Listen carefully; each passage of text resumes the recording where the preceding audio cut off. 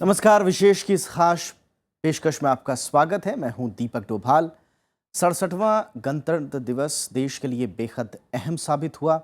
यह दिन उन समझौतों का गवाह बना जो भारत के भविष्य के लिए बेहद अहम साबित होंगे। दरअसल फ्रांस के राष्ट्रपति फ्रांसवा ओलांद इस साल गणतंत्र दिवस पर देश के मुख्य अतिथि थे। इसी खास मौके पर भारत ने फ्रांस के साथ 14 अहम समझौतों पर हस्ताक्षर किए हैं, जिसमें ऊर्जा, रक्षा और विज्ञान से लेकर शिक्षा तक के क्षेत्र शुमार हैं। आज विशेष में हम भारत के यूरोप में बढ़ते दायरे और फ्रांस के साथ इस नई दोस्ती पर मंथन करेंगे। तो चलिए शुरू करते हैं आज की ये खास पेशकश।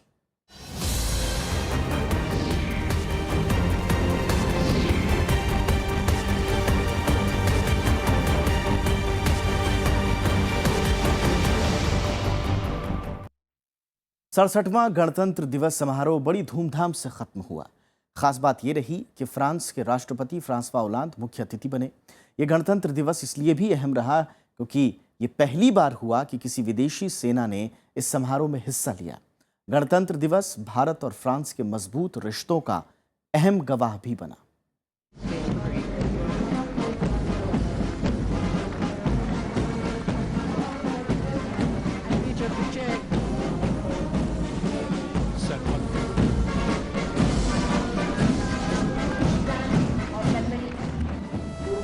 सड़सठवें गणतंत्र दिवस समारोह के मौके पर इस बार राजपथ भारत और फ्रांस के बीच मजबूत रिश्तों का गवाह भी बना।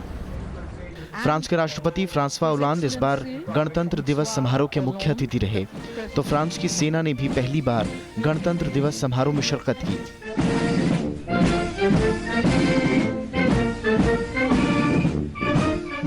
राजपथ पर यह पहला मौका था जब किसी भी विदेशी सेना के जवानों ने परेड की।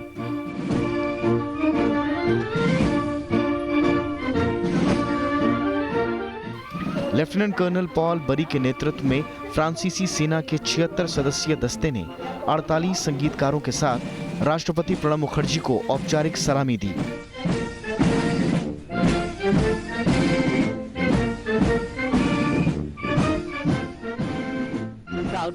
1781 से 1784 के बीच फ्रांस की ये पलटन भारत में रही थी। राजपथ पर फ्रांसीसी सेना की म्यूजिक ऑफ इन्फेंट्री के संगीतकारों की धुनों ने समारोह में समा बांध दिया।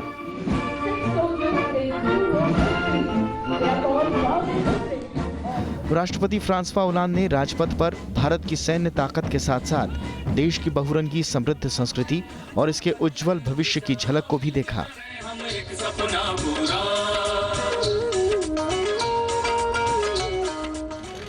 इससे पहले 3 दिन की भारत यात्रा के दूसरे दिन राष्ट्रपति फ्रांसवा ओलांद सोमवार को राजघाट भी गए थे।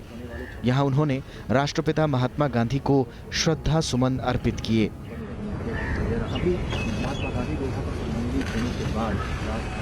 इसके बाद प्रधानमंत्री नरेंद्र मोदी के साथ वो मेट्रो से गुड़गांव तक गए। यहां प्रधानमंत्री नरेंद्र मोदी और राष्ट्रपति फ्रांसवा ओलांद ने अंतर्राष्ट्रीय सौर गठबंधन के मुख्यालय की आधारशिला रखी। COP21 में मैंने और राष्ट्रपति जी ने मिलकर इंटरनेशनल सोलर अलायंस को लॉन्च किया था। हमारे संबंधों की एक खूबसूरती है इसका डायनेमिज्म। इसी कारण हम समय के साथ और समय अनुरूप अपने रिलेशनशिप में उभरती आर्थिक तथा राजनैतिक सहयोग की अपॉर्चुनिटीज को उपलब्धियों में परिवर्तित करने में सफल रहे हैं। 3 दिन की भारत यात्रा पर आए फ्रांस के राष्ट्रपति फ्रांसवा ओलांद रविवार को चंडीगढ़ पहुंचे थे। प्रधानमंत्री नरेंद्र मोदी ने यहां उनका गर्मजोशी से स्वागत किया। फ्रांस के राष्ट्रपति ने यहां के मशहूर रॉक गार्डन का दौरा भी किया। चंडीगढ़ में ही उन्होंने इंडिया फ्रांस बिजनेस समिट में शिरकत की। इसके बाद उसी दिन वो दिल्ली आ गए। सोमवार को राष्ट्रपति फ्रांसवा ओलांद ने उपराष्ट्रपति मोहम्मद हामिद अंसारी से भी मुलाकात की। शाम को राष्ट्रपति प्रणब मुखर्जी की ओर से दिए गए भोज में वो देश की कई हस्तियों से भी मिले। अमिताभ अरुण दुबे, राज्यसभा टीवी। फ्रांस के राष्ट्रपति फ्रांसवा ओलांद 3 दिवसीय दौरे पर भारत आए। वो न केवल गणतंत्र दिवस के मौके पर देश के मुख्य अतिथि बने, बल्कि उनका दौरा दोनों देशों के बीच अहम समझौतों का भी गवाह बना। भारत के प्रधानमंत्री नरेंद्र मोदी और फ्रांस के राष्ट्रपति फ्रांसवा ओलांद ने साझा प्रेस कॉन्फ्रेंस कर दोनों देशों के बीच 14 समझौतों का ऐलान किया। प्रधानमंत्री नरेंद्र मोदी और फ्रांस के राष्ट्रपति फ्रांसवा ओलांद की ये साझा कॉन्फ्रेंस भारत के यूरोप से बढ़ते संबंधों की नजीर है। संबंधों को आगे बढ़ाते हुए दोनों देशों ने 14 अहम समझौतों पर हस्ताक्षर किए हैं, जिसमें सबसे अहम समझौता सालों से अटकी राफेल डील को माना जा रहा है।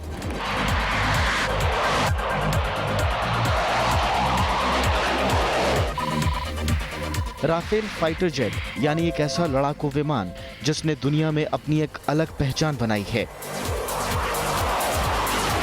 फ्रांस के राष्ट्रपति की माने तो आईएस के बढ़ते वजूद पर लगाम लगाने में राफेल फाइटर जेट्स की अहम भूमिका है। पिछले कई सालों से इन फाइटर जेट्स पर भारत की भी नजर थी। हालांकि अलग अलग कारणों के चलते कभी डील मुकम्मल नहीं हो पाई। हालांकि अब एक मिसाल पेश करते हुए भारत और फ्रांस के बीच समझौते पर हस्ताक्षर कर लिए गए हैं। समझौते के तहत भारत फ्रांस से 36 राफेल विमान खरीदेगा, जबकि वित्तीय पहलुओं पर बात अभी बाकी है।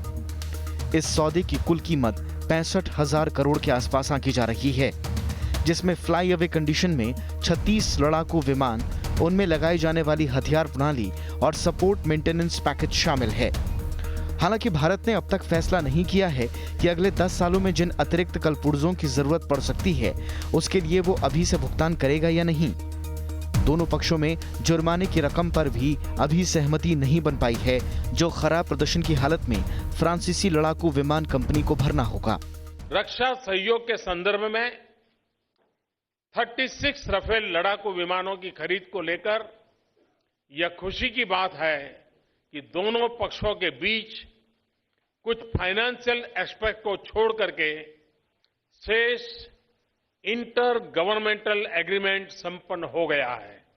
Je rappelle que ces avions sont ceux-là même qui, aujourd'hui, luttent contre Daesh en Syrie et en Irak et montrent leur efficacité. Nous venons de signer par nos deux ministres de la Défense un accord intergouvernemental.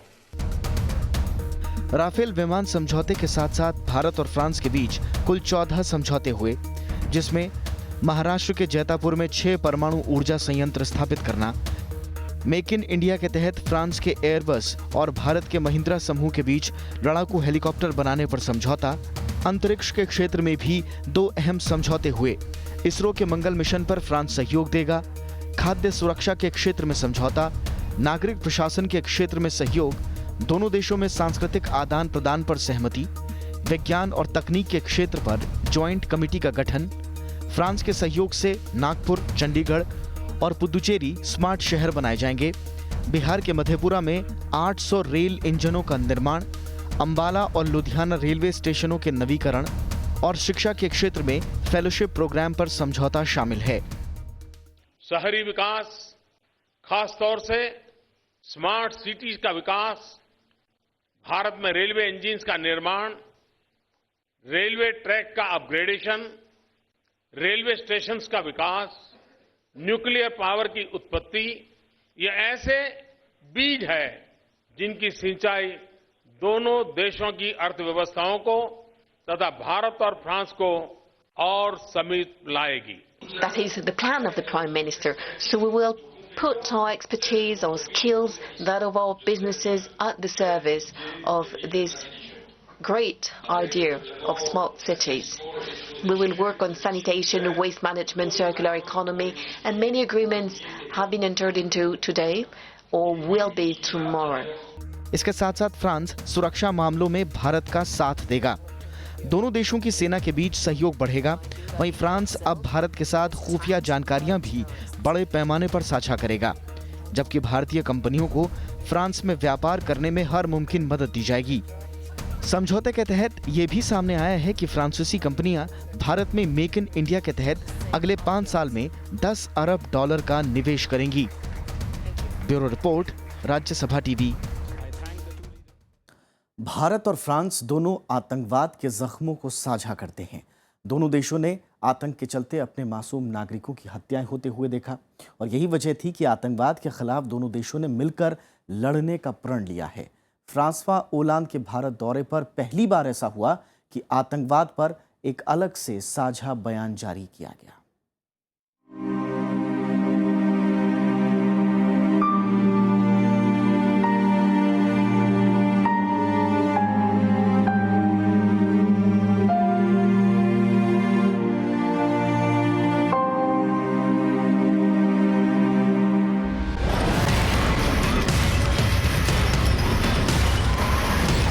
दिसंबर 2015 में Paris पर जब आतंकी हमला हुआ तो उसे सबसे करीब से महसूस करने वाले मुल्कों में भारत भी था।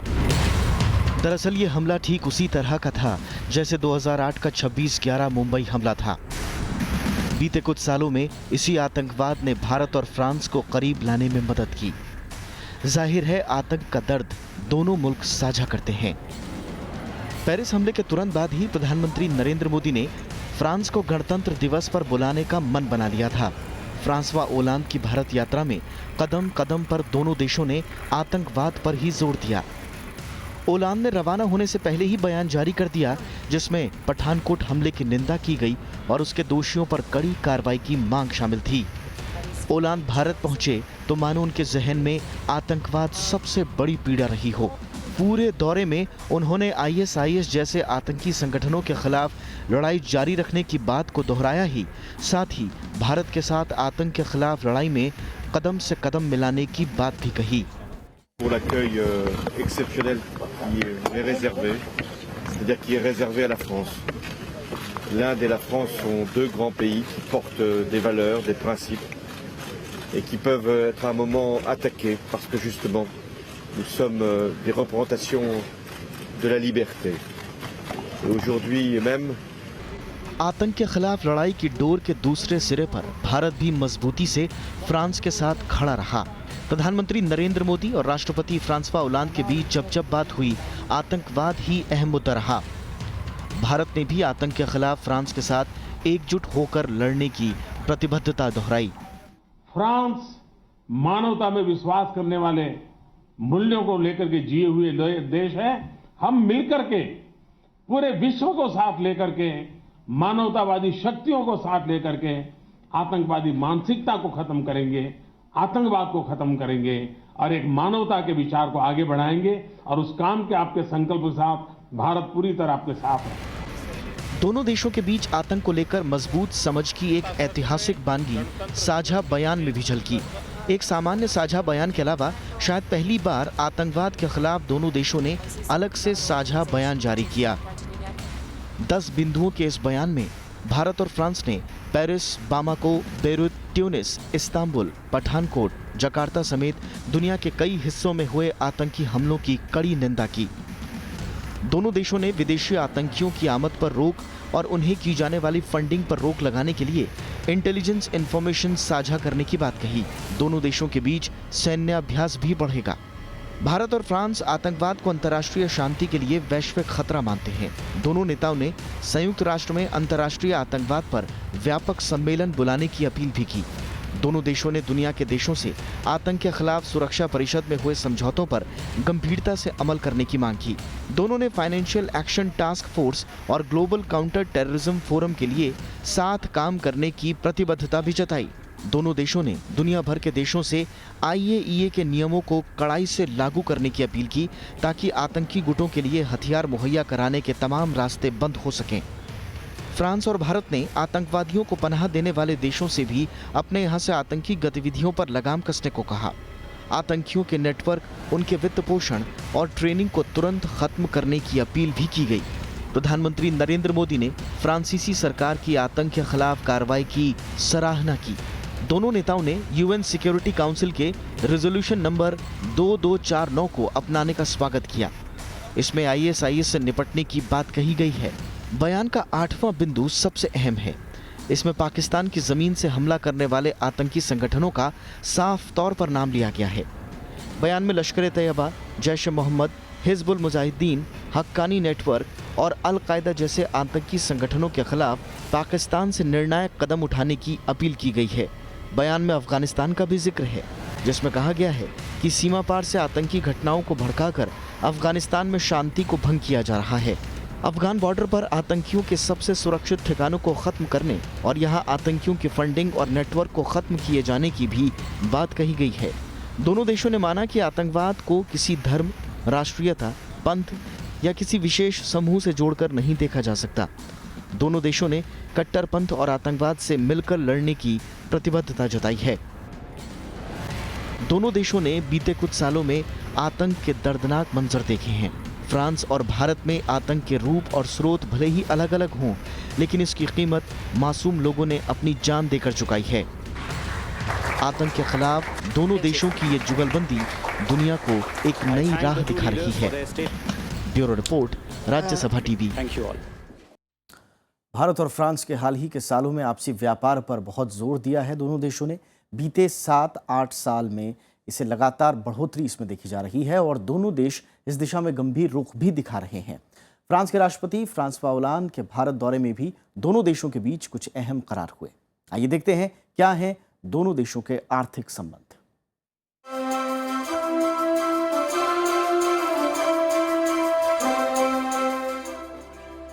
अगले 5 साल में फ्रांसीसी कंपनियां भारत में $10 अरब का निवेश करेंगी। फ्रांस के राष्ट्रपति फ्रांसवा ओलांद के भारत दौरे के बीच वित्त मंत्री माइकल सपिन ने ये दावा किया। उन्होंने कहा कि भारत में 400 से ज्यादा फ्रेंच कंपनियां मौजूद हैं, जिनका निवेश स्टॉक $20 अरब से भी ज्यादा है। इस वक्त फ्रांसीसी कंपनियां भारत में $1 अरब सालाना निवेश करती हैं।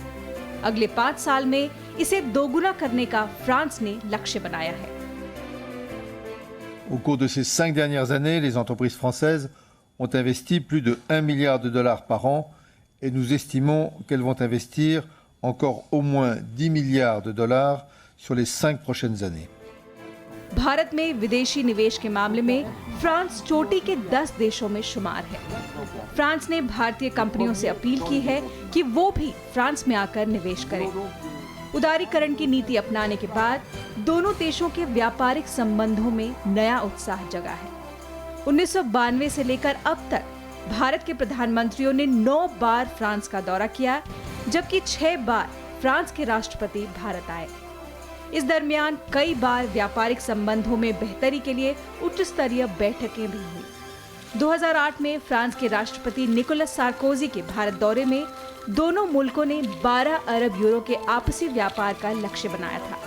हालांकि इसे अब तक हासिल नहीं किया जा सका, लेकिन दोनों देश निवेश को लेकर अब कहीं ज्यादा गंभीर दिख रहे हैं। फ्रांस के वित्त मंत्री माइकल सपिन ने कहा कि भारत के मेक इन इंडिया कार्यक्रम का फ्रांस महत्वपूर्ण साझेदार बनेगा।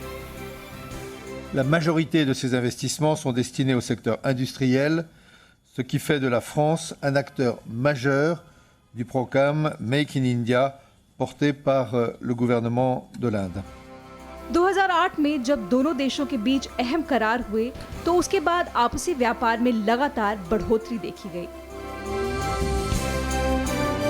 2008 में दोनों देशों के बीच 678 करोड़ यूरो का व्यापार होता था, जो 2010 में बढ़कर 703 करोड़, 2012 में 791 करोड़ और 2014 में 787 करोड़ यूरो हो गया।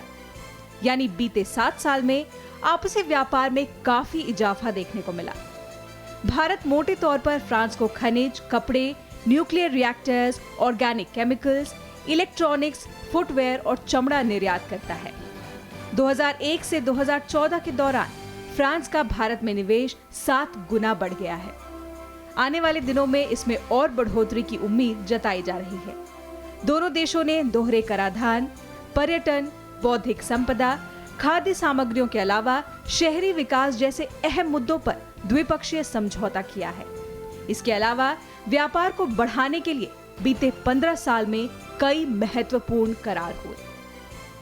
दिलीप खान के साथ ब्यूरो रिपोर्ट, राज्यसभा टीवी। और भारत और फ्रांस के बीच पारस्परिक संबंधों का लंबा इतिहास रहा है। सांस्कृतिक हो या सामरिक, हर क्षेत्र में दोनों देशों के बीच बेहतर तालमेल नजर आता है। वैश्विक मंचों पर दोनों एक दूसरे के साथ मजबूती से खड़े नजर आते हैं। फ्रांस संयुक्त राष्ट्र सुरक्षा परिषद में भारत की स्थायी दावेदारी का भी पुरजोर समर्थन करता रहा है। जाते जाते देखिए फ्रांस और भारत के रिश्तों की ये दास्तान। हमें इजाजत दीजिए, नमस्कार।